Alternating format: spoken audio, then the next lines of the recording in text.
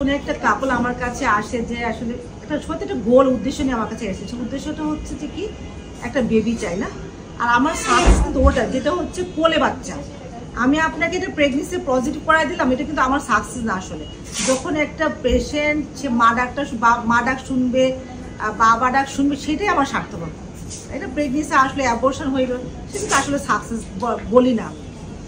তো যখন কোনো কাপল আমার কাছে আসে, আমরা বেসিক হিস্ট্রি নেওয়ার পরে আমরা খুব বেসিক কিছু ইনভেস্টিগেশন করি, এবং আমার মনে হয় আপনারা যারা এখানে আছেন তারা সবাই মোটামুটি সেই টেস্টটা করে আজকে এসেছেন, তাই না?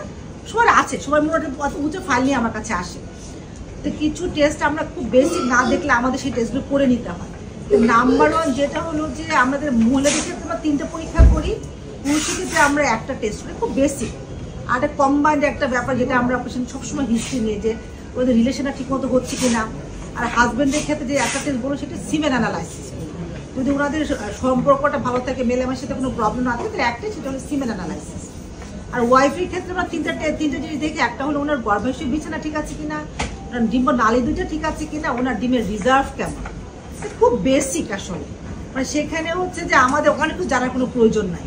আমাদের খুব বেসিক জানার পরে আসলে আমরা ডিসিশন নিতে পারি। আর বাকি তো হরমোনাল টেস্ট আছে, আমরা ডিসিশন নিতে পারি। ওনাদের কোন অপশানটা আমি দিব, সে তারপর ওনারা কি চিকিৎসা নেবেন, ঠিক আছে? সবার আগে যদি বলি, আমরা হাজব্যান্ডের ক্ষেত্রে যদি আমরা প্রথম আসি, হাজব্যান্ডের যখন আমরা একটা সিমেন অ্যানালাইসিস করতে দিলাম, ঠিক আছে? সিমেন অ্যানালাইসিস ভেরি ইম্পর্টেন্ট। হাজব্যান্ডের ক্ষেত্রে একটাই পরীক্ষা, সেটা হচ্ছে সিমেন